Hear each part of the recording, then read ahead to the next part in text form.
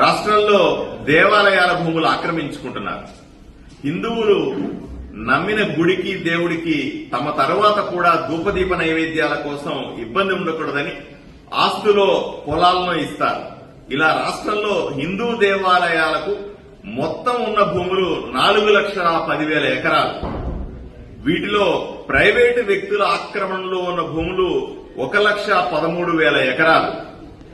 GOMs 211 2015 సంవత్సరం ప్రకారంగా హిందూ దేవాలయాల భూములు ప్రభుత్వ భూములు కాదు.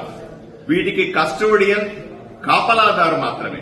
ఇలా హిందూ దేవాలయాల భూముల్ని కాపాడాల్సిన ప్రభుత్వాలు అవి ఆక్రమణలకు గురవుతున్న కఠిన చర్య తీసుకోకపోవడాన్ని నేను తీవ్రంగా ఖండిస్తా ఉన్నాను.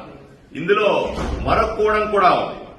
ప్లాస్టిక్ అలవెన్స్ ఇస్తామని చెప్పి, అంటే ఆయా దేవాలయాలకు ఇవ్వాల్సినటువంటి రెంట్ లాంటిది గత ప్రభుత్వాలు వివిధ అవసరాల కోసం దశాబ్దాలుగా తీసుకున్న భూములు 34,000 ఎకరాలు భూమి తీసుకున్నారు. కానీ ఈ అలవెన్స్ ఆయా దేవాలయాలకు చెల్లించడం లేదు.